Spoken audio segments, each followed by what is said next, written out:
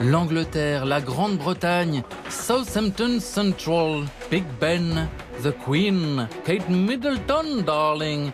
Quelqu'un veut du thé? Je lance le thé, hein. Les Anglais délurés, les Anglais uniformisés, le fast anglais, le plouc anglais, le chapeau anglais, le punk anglais. Faisons un tour passionnant, divertissant, révoltant du style anglais. Vous prendrez du lait avec votre thé.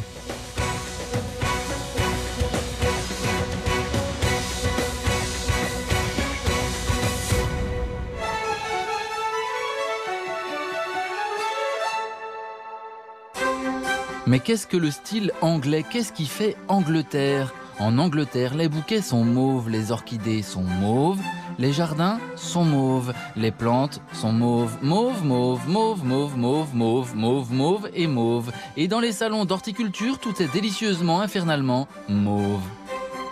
Les vitrines anglaises sont depuis 1000 ans et pour 1000 ans encore remplies d'effrayants rassurants tailleurs en tweed mauve. Et Margaret Thatcher les portait. La garde-robe anglaise est turquoise, jonquille acide, vieux citron, mandarine givrée, lagon sucré, mais beaucoup verveine, vervenasse, verveineuse, vervénante. Et surtout, émeraude, toutes les variations de vert, gazon tondu, prairie d'été, sapin de rue. Et bien sûr, comme le drapeau est devenu pop, on peut le porter sans aucun complexe de nationalisme mal placé. Ici, le drapeau est un motif plus qu'un ralliement. On porte le drapeau en sac, sur des coussins. Vous revoulez du thé? On campe drapeau, on chandaille drapeau. Les fenêtres anglaises sont à guillotine, les rideaux sont horizontaux, il y a de la moquette beige partout et les escaliers sont raides et étroits et recouverts d'une moquette très épaisse parce qu'on s'y casse la figure à répétition et qu'il faut protéger les coccyx anglais. Vous reprendrez bien du thé. Tout est peint en jaune ou pistache. Il y a du tissu à fleurs qu'on appelle le chintz. Ah, le canapé en chintz anglais. À la fois atroce et un peu sublime si c'est votre gentille grand-mère qui est assise dessus. À noter aussi ce meuble qui n'existe qu'en Angleterre, une table basse molletonnée pour que les livres soient confortables et pareil pour la théière et les tasses. Au petit déjeuner, on mange des flageolets, du bacon, des œufs, des saucisses, des hash browns, des tomates et du thé. À midi, fish and chips, cheddar, tikka masala, bœuf à la menthe. Le soir, on mange du bacon jusqu'à la coquetterie, jusqu'à faire des nœuds de bacon pour présenter les plats de bacon. Il suffit d'un peu d'aluminium, d'un pic au centre et hop au four et regardez comme c'est élégant et anglais. La campagne anglaise est kaki et peuplée de chasseurs en tweed kaki. Et pourquoi les vêtements de campagne anglais sont kaki? C'est parce que les poils de chevaux n'apparaissent pas sur le kaki. Leurs chiens leur amènent des faisans, ils vivent dans des cottages qui ressemblent à la Bretagne avec des haies libres. Des jardins faussement désordonnés avec des perspectives et des beaux arbres comme ceux-ci plantés par des prisonniers de guerre français en 1815. Sur leur route, ils écrivent « slow », lentement, parce que l'Angleterre se parcourt lentement. Les moyens de transport anglais sont l'Aviron, la Rolls, la Mini, la Bentley, la Range Rover de la Reine. Et voici ce qu'elle voit à chaque fois qu'elle conduit.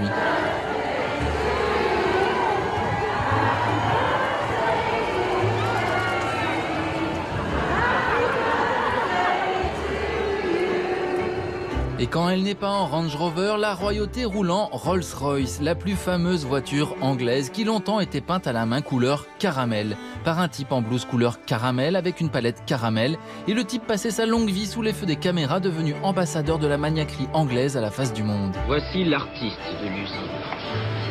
C'est l'un des hommes les plus photographiés de toute l'Angleterre. Tous les écrous, par exemple, sont vissés à la main. Nous avons 8 vaches dans chaque voiture, du cuir duquel les sièges sont fabriqués. Ils sont des vaches vraiment anglaises. Ici, les villes sont grises des délires brutalistes de l'après-guerre, mais surtout les villes sont rouges briques, grâce à des milliards de briques devenues matériaux de construction obligatoires après l'incendie de 1666 qui ravage un Londres construit en bois.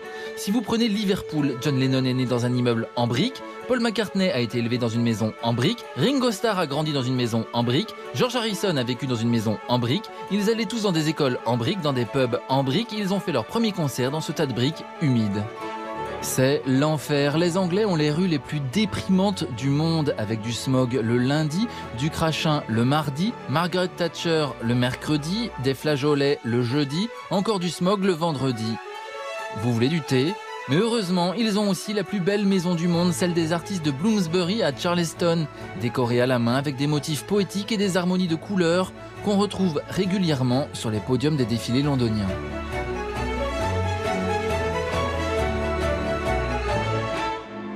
Alors, face à ce désastre urbanistique angoissantissime, même pour quelqu'un qui ne serait pas au courant que le soleil existe, l'anglais reprend du thé et glisse des étincelles de couleurs, les cabines téléphoniques rouges, les boîtes à lettres rouges, et pour rendre tout ça un peu drôle, on roule dans le mauvais sens. Mais tout le monde finit écrasé, alors ça donne des rues peinturlurées d'indications qu'il faut regarder à droite quand on pense qu'il faut regarder à gauche, et on finit par préciser, regardez dans les deux sens. L'anglaise veut ressembler à la campagne locale, donc elle s'habille de fleurs et de moutons. Elle s'habille en coquelicot ou en mouton, en pissenlit ou en mouton, en coquelicot ou en mouton, en pâquerette ou en mouton. La femme est une fleur, son corps est une tige et sa tête est un pistil. C'est une apocalypse de fleurs mauves, un essorage de cerfs, par ici les robes trench à fleurs mauves. Le folklore du style anglais est floral, les petites fleurs de Liberty, les fleurs romantiques de Laura Ashley et les fleurs gothiques de William Morris. On découpe les canapés en chintz pour en faire des robes à fleurs. On recycle les tapisseries à fleurs, les rideaux à fleurs.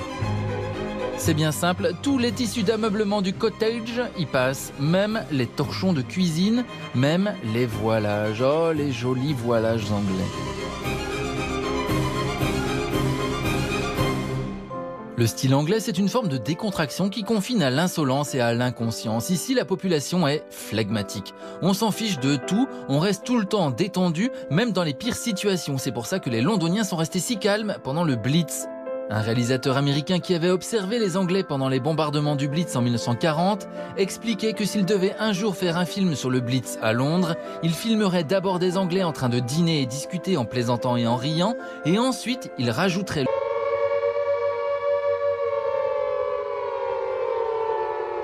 Le flegme anglais est sans limite. Les Anglais boivent du thé, ça les réchauffe, ça les réveille, ça les rend uniques. Ici, les services à thé sont les plus sophistiqués, les plus décorés. Et quand Harrods met des théières, des tasses et des soucoupes en solde, voici ce qu'il se passe.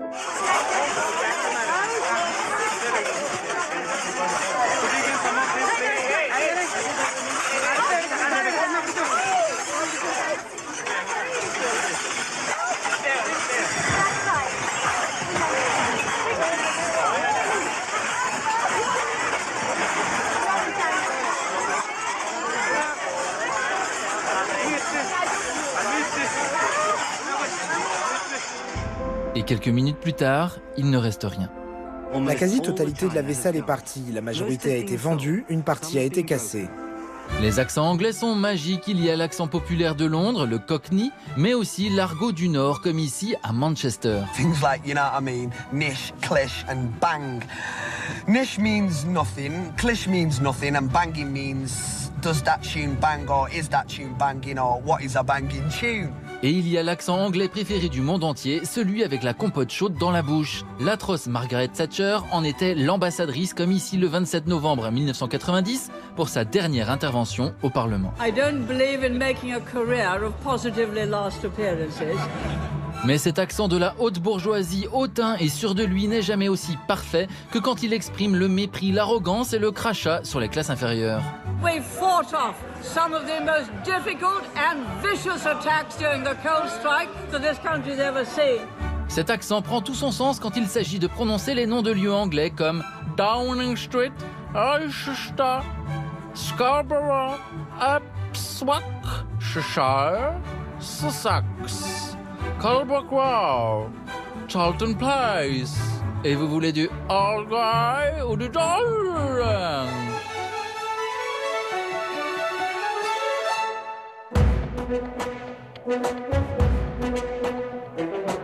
Malgré son balcon le plus célèbre du monde, Buckingham Palace est un gros bloc gris sans charme, mais heureusement, le lieu est capitonné de soldats à l'uniforme absurde. L'Angleterre adore les uniformes, c'est bien simple, les Anglais sont tout le temps en uniforme. Si un Anglais n'est pas en uniforme, c'est qu'il est italien. Ici, le casque des soldats est en poil d'ours et tout comme la veste rouge qui va avec, il a été volé aux grenadiers français de Napoléon qui le portaient à Waterloo-Morne-Plaine. Mais on les laisse habiller comme ça au cas où l'amiral Nelson revienne à l'improviste pour qu'il ne soit pas dépaysé.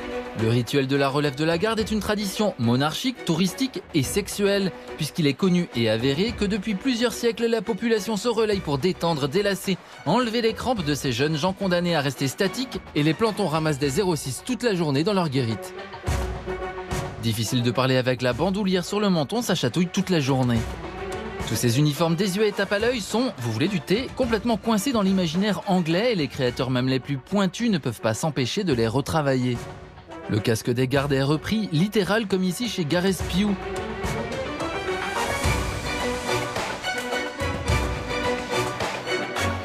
Les médailles de l'Empire sont rebrodées. On sample inlassablement les passementeries militaires, tout le prestige des hussards magnifié. Du rouge et blanc caréné, comme chez Alexander McQueen.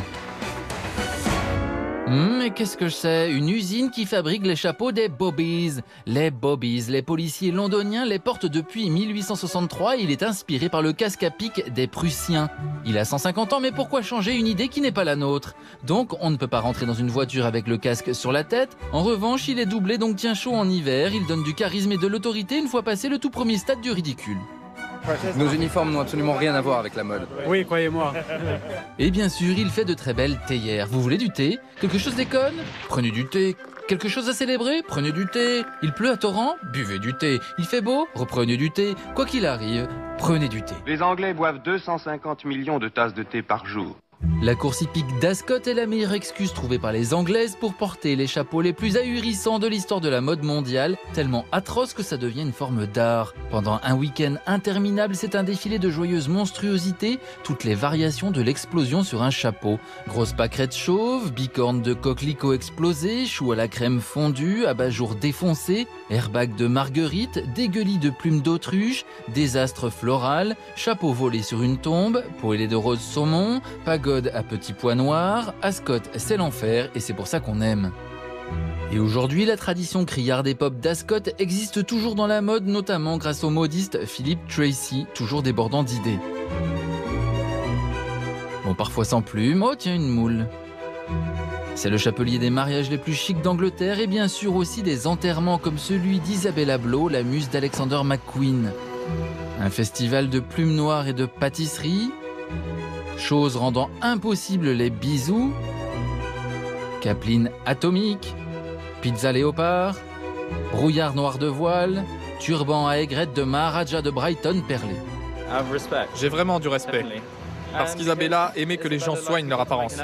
À l'enterrement d'Alexander McQueen, c'était la même chose, fouillis de voile, béret clouté, enjoliveur noir à plumes blanches, déflagration d'oiseaux morts et autres joyeusetés baroques non-sens.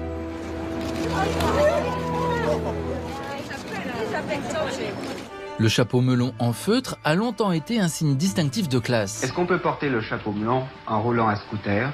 Oui, vous pouvez. Si vous êtes habillé, si vos vêtements sont complètement en accord avec le chapeau melon, vous pouvez monter sur le scooter. Il doit être porté devant, un peu incliné sur le nez. Aussi incliné que vous pourrez le faire sans être ridicule. Et toujours très droit, jamais en arrière, jamais sur le côté. On portait le melon ou la casquette en tweed selon où l'on se plaçait sur l'échelle sociale.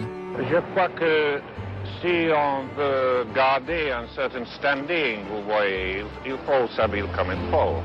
Le chapeau melon habite encore l'imaginaire, il revient trop grand, trop penché et donc parfait, ou alors de façon inachevée, poétique et colorée.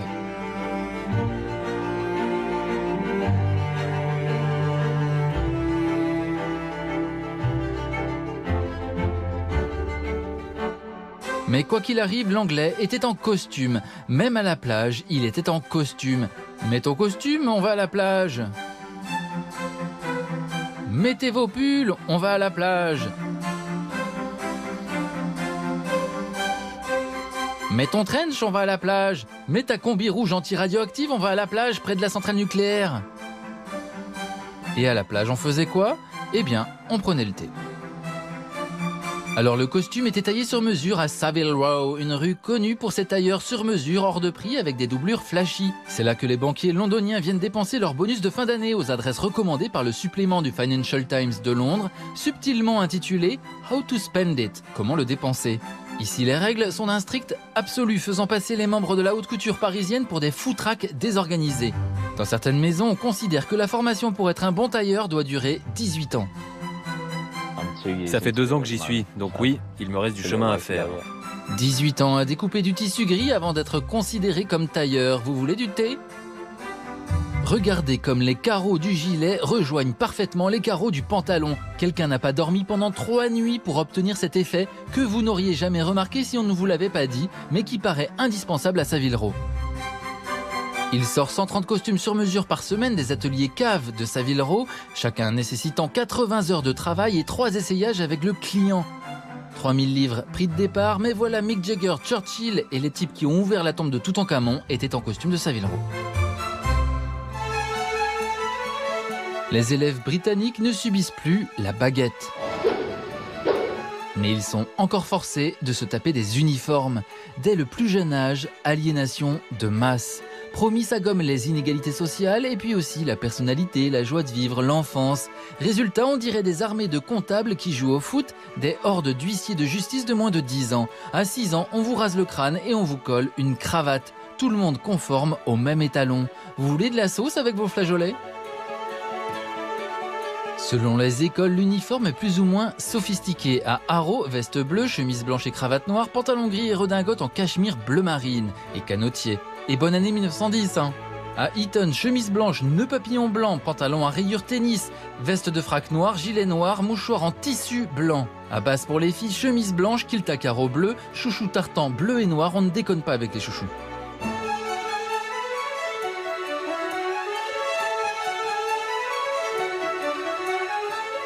Même le sport se fait en uniforme bien rayé, et bon, c'est pas du sport, c'est de la baston.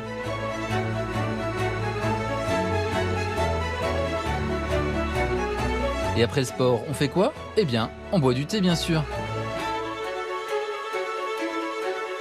Tout cela est strictement surveillé, un type à l'entrée de l'école pour crier « Chemise !» Chemise. sur tous les élèves qui n'ont pas rentré leur chemise dans le pantalon.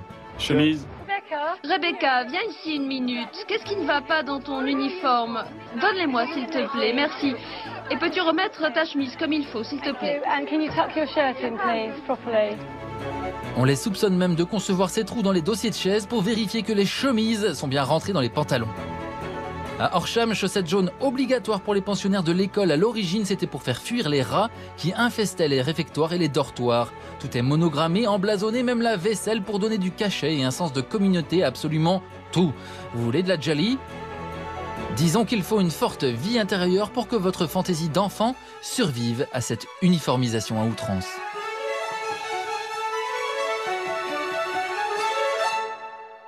Comment appelle-t-on un Anglais qui ne s'habille pas n'importe comment ? Un Anglais mort. Et qu'il porte un chapeau melon ou une casquette ou des cheveux longs, un Britannique se doit de faire son dernier voyage en Rolls. Et oui, s'habiller n'importe comment, c'est ce qui fait la distinction, le sel, le poivre, la supériorité de l'Angleterre. Ennuyé, formaté jusqu'à l'os par ses uniformes et ses rangs de perles et ses tasses de thé, l'Anglais anti-tweed n'a qu'une solution pour ne pas se sentir comme une brique dans un mur de briques, se vider une valise sur la tête. Ça donne des dandies, qui est le mot anglais pour dire élégant et pénible à la fois, et ça donne des punks. Le style punk vole littéralement le sens de la provoque des Hells Angels, qui arboraient des croix gammées comme signe le plus choquant imaginable. Les punks portent une croix gammée ou un brassard nazi comme on montre son cul à tous les passants, et ils rajoutent même une boucle d'oreille pénis au cas où on n'aurait pas bien compris qu'ils nous emmerdent. Si l'imagerie sadomasochiste, autre repoussoir visuel considéré comme anti-tweed, anti-Christ. Le punk rêve qu'il est un voleur stylé. Je vole, je rentre dans les maisons de Bourges, où je peux trouver de l'argent et des bijoux. Ce qui est bien avec la rébellion anglaise, c'est qu'elle est extrêmement codifiée, qu'elle devient vite un uniforme comme les autres uniformes. Notre punk, qui en a marre de la société et qui pense qu'il n'y a pas de futur, aura donc une crête, un collier de chien, un t-shirt à motif léopard mauve ou à l'effigie de la reine. Avec un perfecto en cuir clouté, il aura un jean entravé de lanière SM ou alors en tartan et des godillots Doc Martens. Et voilà, ouh, il fait peur, mais il rentre dans la case. Regardez les jolis punks, les chatons sauvages, des looks grimaces pour faire la grimace. Pas vandale pour un sou, le punk ne remet rien en question si ce n'est la garde-robe. Et en Angleterre, ça n'ébranle même pas les esprits tant que le thé est en vente libre. Tout va bien, n'est-ce pas mesdames ? Je suis d'une autre génération. Oui, ce n'est pas la même génération. Donc vous n'avez pas d'avis sur... Eh bien non. Il faut bien que jeunesse se passe. Laissez-les vivre. Nous aussi, nous avons fait des choses stupides plus jeunes. La créatrice qui encadre le mouvement punk et en tirera une gloire éternelle, c'est Vivienne Westwood et sa boutique Sexe. Mais les télés n'osent pas filmer le nom sur la devanture tellement le mot sexe est sale, alors que les croix gammées, ça passe. Sur le mur pour décorer, une photo de Londres rasée par le Blitz en 1940. Voici Vivienne Westwood qui fait la visite de son royaume à un présentateur de l'époque qui la considère comme une folle pendant qu'elle le considère comme un plouc. Mais en même temps, on est toujours la folle ou le plouc de quelqu'un. Ça dépend de votre personnalité, mais l'idée est de se renouveler. Mais pourquoi devrait-on changer? Vous vous sentiriez génial. À vous penser. Ça vous ferait du bien. Le fameux Sid Vicious des Sex Pistols traînait à la boutique ce jour-là. Qu'est-ce qui cloche avec ce que je porte? Vous avez l'air tellement ennuyeux, j'en reviens pas. 3 ans plus tard, les coiffeurs qui avaient eu peur d'être ruinés par le mouvement skin et ses crânes rasés, très mauvais pour le business, ont récupéré le mouvement des punks et l'ont amélioré, empiré. Les coiffures sont devenues ça. Dans les rues de Londres, c'est un massacre. On les appelle les nouveaux romantiques. Une génération sacrifiée à la teinture, au brushing et à la laque. Les gosses anglais de 1981 se retrouvent sapés comme jamais, désabusés comme jamais. Aujourd'hui, l'idéal punk est mort, l'effet de provocation est mort. Je suis le stéréotype de ce que veulent les créateurs et les maquilleurs. Je ne suis pas libre, je suis juste ce qu'ils veulent que je sois. Donc tu le portes parce que d'autres personnes pensent que tu ne devrais pas le mettre. Le punk est né dans une boutique et continue d'être commercial. Les épingles à nourrice des punks se retrouvent encore chaque saison magnifiées sous forme de bijoux sur les podiums de Londres.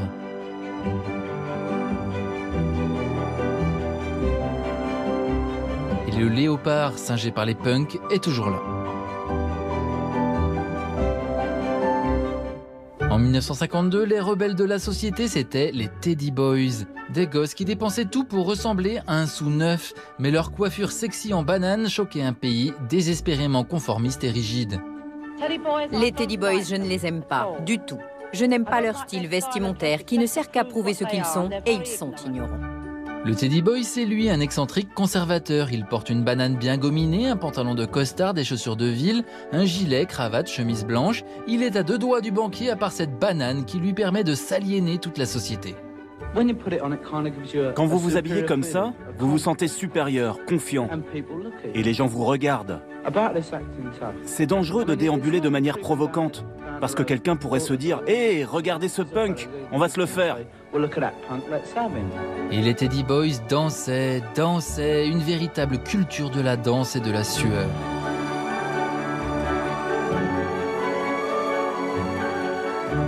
Ensuite, il y a eu les Mods, création purement anglaise de gosses riches qui, quand ils se faisaient arrêter pour baston, payaient directement l'amende avec leur chéquier désinvolte. Les Mods étaient des fous de mode. Regarde ce pantalon, il est incroyable. Et la braguette. Oui, il est lacé. Tu l'aurais en taille médium, John? Oui, absolument. Je l'aimerais bien en marron aussi. Je n'en ai jamais eu un comme ça. Évidemment, la BBC désapprouvait et expliquait que toute nouvelle coquetterie était annonciatrice de la fin du monde, ce qui n'est pas faux. En art, on dit qu'une obsession pour les choses superficielles reflète un manque d'idées. Ce qui pourrait aussi se dire de certains adolescents. Pour danser et suer plus longtemps, les Mods se défonçaient avec des amphétamines en triangle bleu, nommés les cœurs pourpres, les Purple Hearts, qui, miracle, inconscience, étaient en vente libre à un moment. De combien de cœurs pourpres avez-vous besoin pour tenir toute la nuit? Entre 20 et 30. Ça vous tient éveillé jusqu'à environ 9-10 heures du matin. Et puis ensuite, vous redevenez normal. Quelques années plus tard, on retrouve leurs enfants toujours à danser, toujours en sueur, dans les premières raves de la fin des années 1980.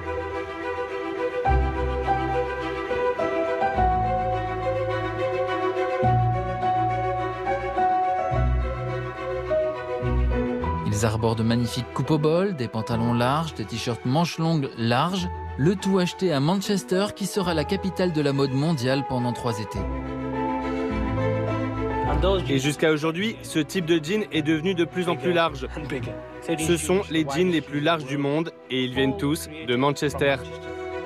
Et c'est officiellement l'ecstasy, la drogue qui a remplacé les Purple Hearts, qui est prescriptrice de cette tendance de ravers. Parce que ce sont ces effets qui dictent la coupe large des vêtements.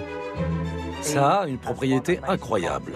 Ça permet à ceux qui n'aiment pas ça de danser. Ça permet aux hommes blancs de danser. Quand vous prenez de l'ecstasy, ça vous met dans un état où si vous portez quelque chose de serré, vous vous sentez mal. C'est ce qui explique les vêtements amples et les gens ne s'en sont jamais cachés. La provoque continue et en 2006 dans Londres, il y a les gamins fluo qui, comme leurs parents et leurs grands-parents, cherchent à choquer leurs parents et leurs grands-parents. Nous aimons souvent les choses que personne n'aime, c'est ça l'idée. Pour choquer, il ne faut plus avoir l'air agressif, mais juste débile. Avoir l'air débile, ça suffit. Avoir l'air débile, c'est sexy. On se sent sexy en se sentant libre, et pas en montrant nos seins et nos jambes. Oui, en étant ridicule. Oui, ça se rapproche plus du débile. Plus besoin d'aller chez Vivienne Westwood à Londres, la nouvelle boutique à la mode, c'est la boutique des farces et attrapes. Je crois qu'elles viennent d'un magasin de farces et attrapes. La majorité de mes vêtements viennent de là. C'était qu'une blague. Je ne suis qu'une grosse blague. Leurs successeurs seront aussi les cyberpunk, une des pires, géniales, atroces, adorables modes de tous les temps, qui mélangent l'immélangeable, à savoir la laideur fade du gothique avec la crasse du punk. Ça donne des compensés échasses énormes avec du latex, du noir mais nombril à l'air, des dreadlocks bleus et les lèvres noires. Et tout d'un seul coup bien sûr, parce que par petites touches, c'est petit bourgeois.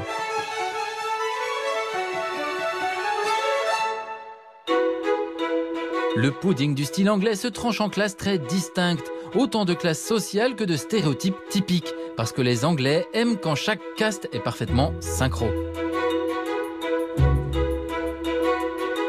Même lorsque l'anglais paraît débraillé, il le fait avec le plus grand soin en suivant des règles précises et méticuleuses, en bon héritier des codes claniques millénaires.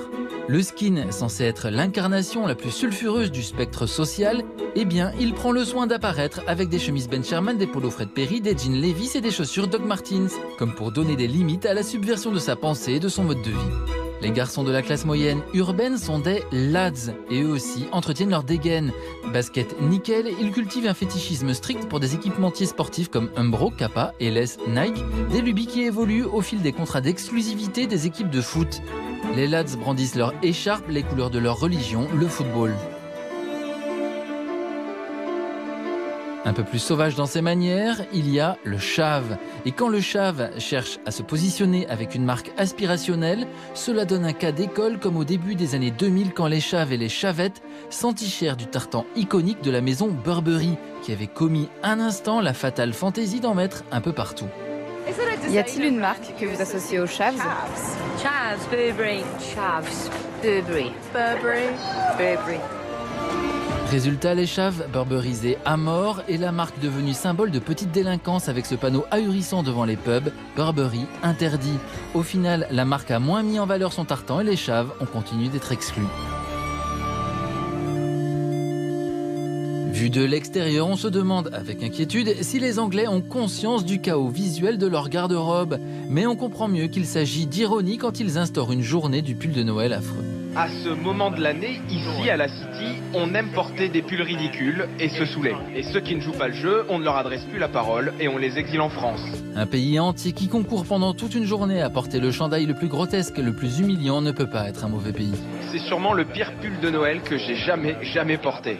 J'ai eu beaucoup de remarques de mes collègues qui m'ont dit que c'était vraiment le plus hideux qu'ils aient vu. Je me sens un peu mal à l'aise, mais comme tout le monde est moche, du coup ça va. Quand on regarde les vidéos de surveillance des boîtes de nuit de Brighton ou Birmingham, on remarque les bastons entre videurs, mais regardez bien, ils sont en doudoune parce qu'il fait froid, et maintenant, regardez les jeunes filles qui passent dans la rue. Et oui, elles sont sans doudoune et carrément dévêtues. C'est une spécialité du style anglais dont l'origine est la peur de faire la queue au vestiaire et surtout de devoir dépenser de l'argent pour déposer sa veste. Alors on sort en mini-jupe et sans rien. La championne toute catégorie de ce style est appelée Essex Girl. Son modèle est Victoria Beckham avant qu'elle ne devienne chic et les girls band décomplexées. De la tenue sexy qui dit oui à la vie et du maquillage à l'effet maximal. On n'a jamais dit qu'on était parfaite. Les sex girls dansent avec des coupes de champagne blanches. Au naturel, ça donne ça. Et quand elle est prête, ça devient ça. J'utilise la carnation 8, ce qui est assez foncé, mais c'est une très jolie couleur dorée. Et personne ne veut avoir l'air pâle. Si les sex girl est à cheval sur quelque chose, c'est avoir un teint absolument doré. Je mets juste une couche parce que, personnellement, j'aime pas que ça soit trop marqué. Un tout petit peu de fond de teint, un tout petit peu de fond de teint, un tout petit peu, un peu de poudre, un tout petit peu de poudre, un tout petit peu de poudre encore. Faut pas laisser ça trop longtemps parce que plus vous le laissez, plus ça va devenir brillant. Et on veut que ça reste naturel. Naturel, minimal. On veut que ce soit minimal. Mon nez, ma lèvre supérieure, mon menton, et ensuite tu balayes tout. Des tout petits fossiles, du marron sur la bouche, du gloss, et voilà. Et voilà, je suis prête. Voilà, c'est mon maquillage pour sortir. Ce qui compte, c'est d'avoir l'air doré. C'est très très joli, une sorte de couleur champagne. Donc je pense que je vais en mettre généreusement. Et bien sûr, un œil de biche géant. Le but est de ressembler à une Bentley rutilante croisée avec Bambi. Ah pardon, je crois que notre maquillée précédente veut faire une petite précision. Quand j'ai dit que j'aimais que mon fond de teint soit foncé parce que personne n'aime avoir l'air pâle, je crois que j'ai offensé certaines personnes. Je suis vraiment désolée. Il n'y a aucun mal à avoir l'air pâle. Autre spécialité anglaise, la Sloane, qui fut incarnée de façon ultime par Lady Di avant son mariage. Je m'appelle Katie et j'aimerais que mes jambes soient plus courtes et que mes genoux soient moins cagneux. Mon nom est Kate et j'aimerais être aussi grande qu'elle et que mes jambes soient plus longues et plus minces. On l'appelle Sloane parce qu'à l'origine, à la fin des années 1970, elle habitait l'ouest huppé de Londres et traînait à Sloane Square. Elle a ensuite déménagé vers Notting Hill et aujourd'hui l'est de Londres. Elle est la fille bien élevée, timide, snob et sympa de la haute bourgeoisie anglaise qui habite le week-end dans un château ou dans un cottage près de Cambridge et travaille la semaine à Londres. Adepte d'une féminité plus campagnarde, elle fait systématiquement 2 bises, porte un pull, une chemise, un collier de perles hérité de sa mère qu'il avait hérité de sa mère. C'est quelque chose de très concret, c'est réel. C'est là, ça a toujours été là et ce sera toujours là. Le tout sous un manteau barbour en toile cirée plutôt masculin pour un air de perpétuellement sortir du hara. Aujourd'hui, la Sloane porte toujours des pulls mais en cachemire et à la coupe serrée pour mettre en valeur son corps sculpté par les cours de Pilates. Elle porte des robes Temperley aux 25 mariages qu'elle parcourt chaque été et son péché secret reste l'auto-bronzant même si elle ne veut pas tout à fait ressembler à une brioche trop dorée comme les Essex Girls. Une Sloane est une personne qui ne se demande jamais ce qu'elle va porter le matin, parce qu'elle sait ce qu'elle va porter. Et les colliers de perles qui obsèdent les Sloane et la reine sont cultivés, repris, exagérés, exponentialisés, mythologisés sur des collections entières, comme ici Simone Rocha, une créatrice londonienne très respectée et repérée par les sommités de la sphère mode. La Sloane pourrait sortir avec un mec en chemise bleue, ou en chemise bleue, ou en chemise bleue, ou en chemise bleue, ou en chemise bleue, ou en chemise bleue, ou en chemise bleue, ou en chemise bleue, mais en chemise bleue. Et bien sûr, Monsieur Chemise Bleue offrira à la Sloane une réplique de la fameuse bague saphir et diamant de Lady Di, son idole, offerte par William à Kate pour leur fiançailles. Parce que la chef des Sloane contemporaines est bien entendu une Kate Middleton. Mais la Sloane de base est aujourd'hui détrônée par la Petro Sloane, une Sloane extrêmement riche, extrêmement manucurée, souvent issue d'oligarchies russes, nigérianes, chinoises ou indiennes, venue émigrer dans les nouveaux palais de Londres, sous lesquels on a creusé des piscines, sauna, garage, cave à vin. Les Petro Sloane ont un style plus clinquant, comme ici à un défilé haute couture Versace. Je viens de Londres. Et j'attends que mon frère se marie pour pouvoir m'acheter une robe pour son mariage. Je viens du Cameroun, je vis à New York et mon nom est Terry Major. D'Angleterre. Ah oui, j'habite à Londres. Et je vis et respire fashion. Et d'ailleurs, je m'appellerais fashion si je pouvais choisir, croyez-moi.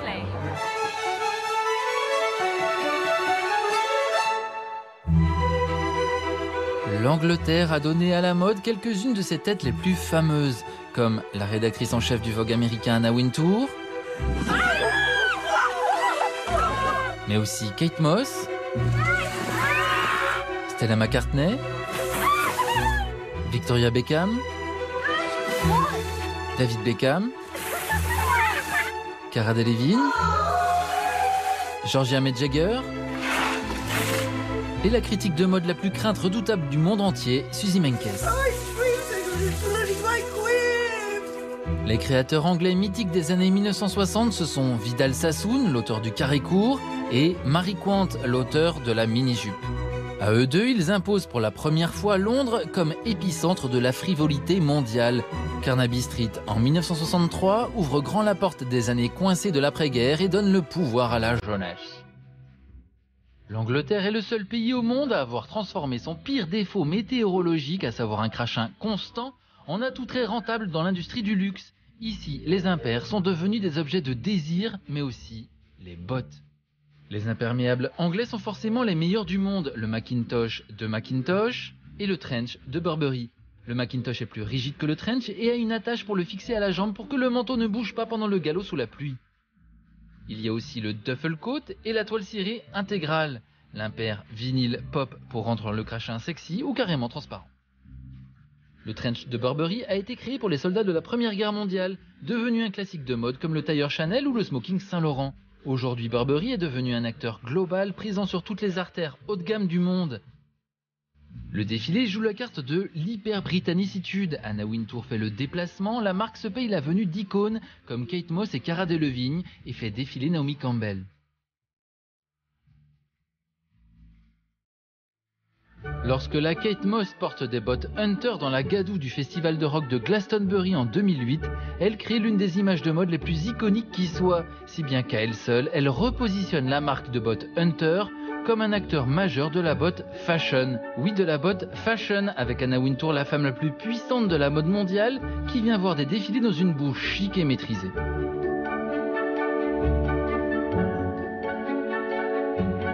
Et par ici, les bottes de luxe avec savoir-faire millénaire anglais, portées avec des chaussettes marron, exactement comme fait la reine à la campagne. Ah, la belle grosse chaussette anglaise à bottes.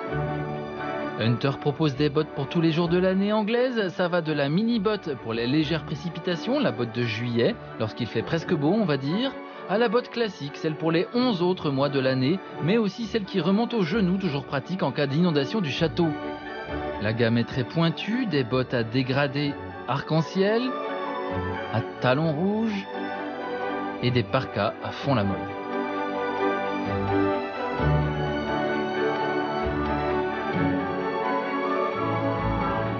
Et en coulisses des défilés anglais, on fait des teintures à quoi? Eh bien au thé, bien entendu. Véridique. Ils sont teints à la main avec du thé. Des sachets de thé? Oui, exactement. Comment vous avez fait? C'est très artisanal. L'autre tête d'affiche des défilés anglais, c'est Paul Smith et son fameux logo signature qui défile ici au lieu de Milan ou Paris comme un acte patriotique. En fait, il serait plus logique pour moi de défiler à Paris. Vous savez, je reste fidèle à Londres pour l'instant. Je pense que c'est une bonne chose que ma maison, ou Burberry ou d'autres grands noms défilent à Londres. Ça permet d'attirer de la presse, des acheteurs, et ça donne l'opportunité aux jeunes créateurs d'avoir un public plus international. L'Angleterre dispose d'un outil radical pour débiter des créateurs abracadabrants, la St. Martin's. Cette école tout en briques, bien sûr, c'est le Harvard de la mode, mais aussi de la rébellion. Ici, on vous apprend qu'il ne faut rien acheter pour pouvoir tout abandonner du jour au lendemain, que plus que le succès, c'est la liberté qui prime. Il a été question d'inclure dans notre cours des études de commerce. Et ça me fait frissonner. Parce que ce n'est pas notre but. Nous, on crée. Alexander McQueen est passé par ici et son empreinte est restée. Il vaut mieux faire des pulls en spaghetti monstrueux que du portable, sachant qu'ici, le mot portable est une insulte.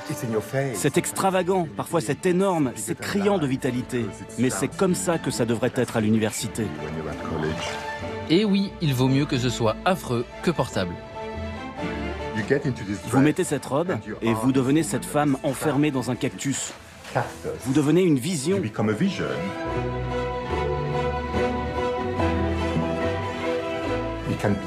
Parfois, on peut le décrire comme laid, mais il y a un vrai cheminement derrière.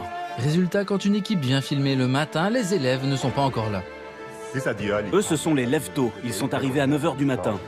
Ensuite, j'ai des personnes qui arrivent l'après-midi et le cours grossit. Ceux-là sont les plus impliqués.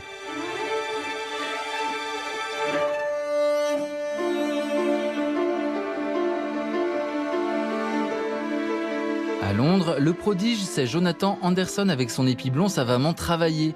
Il a donné son nom à sa marque et il s'est distillé de la provocation à chaque défilé comme McQueen le faisait à la fin du XXe siècle. C'est grâce à Londres que je suis ici.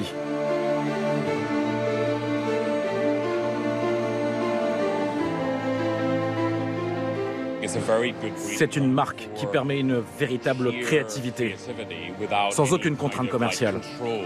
Parfois, on n'en a pas besoin au départ, parce que ça ruine la créativité. Jonathan Anderson joue avec notre perception du lait. Regardez comment il reprend littéralement la silhouette des jeunes filles du début des années 1980, parce que cette période est considérée comme le sommet du lait. Quand vous sortez d'un défilé, c'est comme se prendre un train en pleine vitesse. Genre, waouh!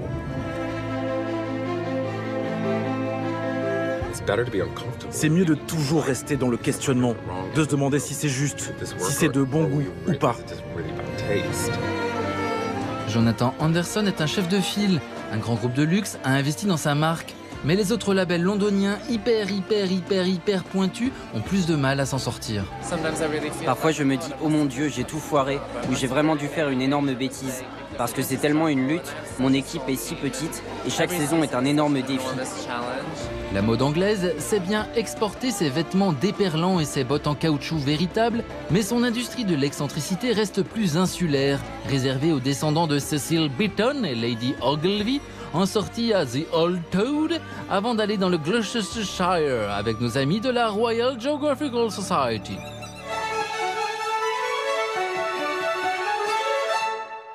Vous voulez du thé ? Quelqu'un veut du thé ? Vous voulez du thé ? Non mais vous voulez vraiment pas un petit peu de thé ?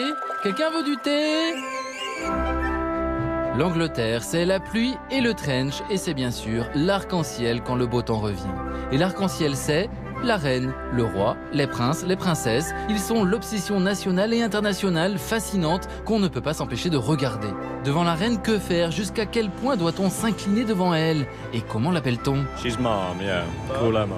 Mom. Maman ? M-A-A-M. So mom. Not mum. Mom. Mom. Mom. Ah, madame, mais sans D, parce qu'on prononce madame, mais avec la bouche pleine de pudding. Mom. La première fois que l'Angleterre a dicté la mode, ça a été avec Élisabeth I. Ces tenues la font ressembler à un grand cube de brocart et de perles. Elle s'épile les sourcils et le haut du crâne parce qu'un front large comme un porte-avions, c'est le comble du chic. Sa peau est blanchie à la truelle avec un onguent épais à base de plomb blanc. On a le Photoshop qu'on peut. Et pour faire naturel, elle se peint les veines avec un autre onguent à base de soufre, de mercure et de cru qui devait sentir le porridge pourri. Élisabeth I est tellement influente que quand ses dents pourrissent, on raconte que les Anglaises se mettent à noircir leurs dents pour suivre l'exemple. Les historiens vous le diront, Élisabeth I est morte intoxiquée par son maquillage. Vous voulez du thé ? Le slogan royal anglais n'est même pas écrit en anglais. Honni soit qui mal y pense. Et Dieu est ma raison, avec un lion qui sait marcher et un cheval monocorne. Sur le dos des gardes, on marque l'insigne royal, ici E2R.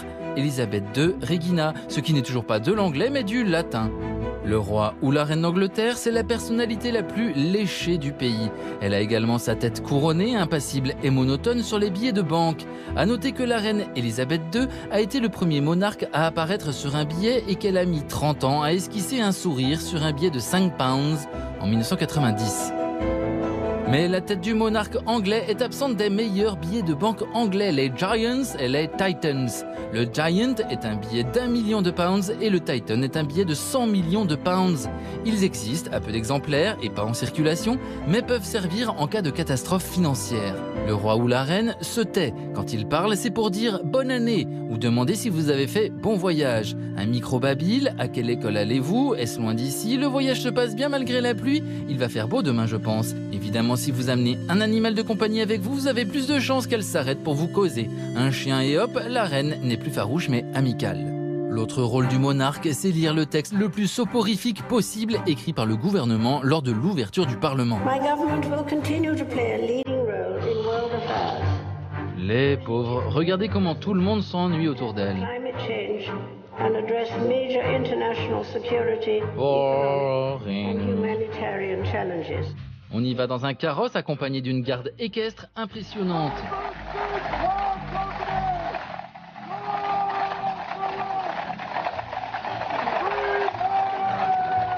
Sachant qu'elle a un autre carrosse en or tiré par 8 chevaux blancs qui est mal chauffé et donc elle a besoin d'un plaid. La chose est inversée à roulette avec les fils de Neptune. Vous voulez du thé? Quand elle arrive en ville, on s'arrête, on ouvre la porte, elle touche un glaive à perles, on referme la porte et elle repart. La tête royale arrive donc en grande pompe dans une tenue de gala rocambolesque et avec cette couronne. La couronne date de 1937, 900 grammes, 2868 diamants. Le rubis colossal a été porté par un ancêtre à la bataille d'Azincourt. 4 perles viennent d'un collier de la reine Elisabeth I. Les fleurs de lys sont volées à l'imagerie royale française et le diamant géant c'est le Cullinan II de 317 carats. Et si on appuie dessus, les Beatles se reforment. Les bijoux de la reine se visitent comme une attraction à Londres. On peut les contempler d'un tapis roulant totalement hypnotique, les joyaux les plus chers du monde qui vous narguent sans bouger et vous filez comme des touristes incapables de s'arrêter, interdits de s'arrêter. Le monarque débarque dans la chambre des aristocrates et ordonne à la chambre des députés de venir l'écouter. On envoie ce monsieur, Black Rod, il a répété ça toute l'année, il est tout fier avec son sceptre. Mais quand il arrive devant l'entrée des députés, on lui claque la porte au nez. Chaque année... Paf! C'est la tradition pour marquer l'indépendance, l'indifférence de la Chambre des Commons au monarque. Alors l'envoyé frappe 3 fois pour bien détériorer la porte.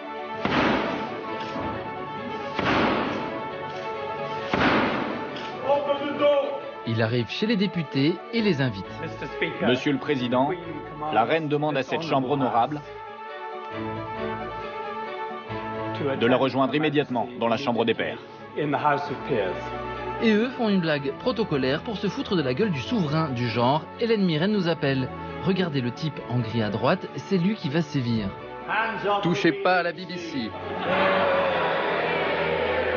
Récemment, c'était plutôt des blagues sur les privatisations en cours. La poste est à vendre et la tête de la reine est privatisée. Le seul moment caché de la vie royale reste le couronnement. On vous montre certes la cérémonie à la télévision pour vous donner envie, mais le moment crucial de la couronne qui se pose sur la tête est dissimulé par les grandes manches du type chargé de poser le kilo de diamants. Ça s'appelle le mystère anglais. La reine est solitaire. Elle regarde passer les voitures toute seule sur sa petite estrade au pied du mur. Une reine ne montre son excitation que pendant les courses de chevaux ou en se touchant les perles. Sinon, le reste du temps, la personne royale fait du porte-à-porte. Depuis le début du XXe siècle, la royauté britannique est en campagne électorale permanente. Une vie entière à traverser une haie d'honneur quotidienne infernale. Ça inaugure tout ce qui est inaugurable dans le pays et en Angleterre, on peut inaugurer des fleurs. Grâce aux gants blancs, ses mains ne touchent pas de vraies mains. Les tenues sont faites pour que la reine ressemble à un stabilo au milieu de la foule. Et attention, les vêtements ont l'air rigides parce qu'ils doivent être infroissables, toujours impec. Il n'est pas question qu'elle soit contrainte de rectifier un faux pli parce que sa tenue tombe mal. Elle est obligée d'être impeccable en toute occasion. Et bien sûr, même si c'est la reine, on ne rentre pas dans une surenchère ornementale. On donne à voir mais pas à jalouser. Ainsi, les robes de mariée royales sont savamment calculées pour faire sublime et radin à la fois. L'aristocratie anglaise est connue pour ses goûts discrets et très sobres. Donc la tenue doit être à la fois photogénique et adaptée à la situation dans laquelle nous nous trouvons. Chaque mariage royal ou princier est l'occasion d'éditer des millions de tasses à thé commémoratives qui seront le marqueur national du kitsch. En Angleterre, le degré 0 du kitsch, le méridien de Greenwich du mauvais goût, ni bon ni méchant, c'est ça. La reine porte des chapeaux qui tiennent le peuple entier en haleine et dont la couleur est une source de revenus alternatifs pour beaucoup. L'un des paris les plus populaires, c'est sur la couleur des chapeaux de la reine. Chaque année, nous parions sur celui qu'elle portera aux courses d'Ascot. Cette année, on va aussi parier sur celui du mariage royal. La reine est connue pour porter des couleurs gaies, des couleurs vives. La couleur populaire en ce moment, le jaune, à 15 contre 8. Donc si la reine porte du jaune, ça va faire beaucoup d'heureux en Angleterre. La reine anglaise portera la plupart du temps des tenues extrêmement coordonnées, voire monochromes vives. Oui, c'est une description polie. Et cette préférence se retrouve comme une tendance très concrète sur les podiums des défilés londoniens. Monochrome, monochrome, monochrome, monochrome, monochrome, vif, vif, monochrome, vif, monochrome, vif, monochrome. La reine influence bien plus qu'on ne peut l'imaginer la mode anglaise. Le fichu de la reine, hop, Le sac-boîte en cuir noir rigide de la reine, hop. Les étriers de la reine, hop. Le tapis de cheval de la reine, hop, on l'enfile. Comme pour Elisabeth I, elle aurait des chicots que tout le pays se ferait des chicots. L'Angleterre considère sa personne royale comme un modèle moral, esthétique, stylistique.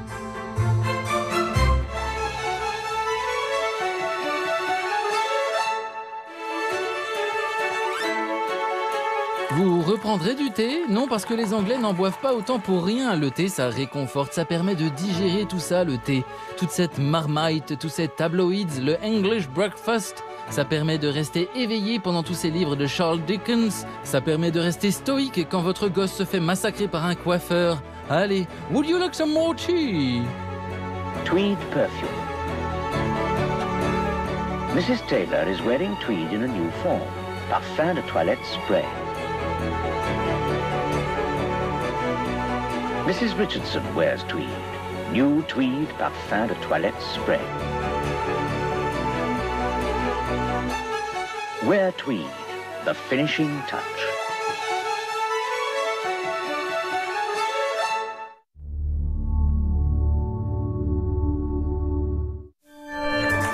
Dans un instant, sous les feux de l'irrévérencieux Personne ne bouge, il y a Jean Gabin.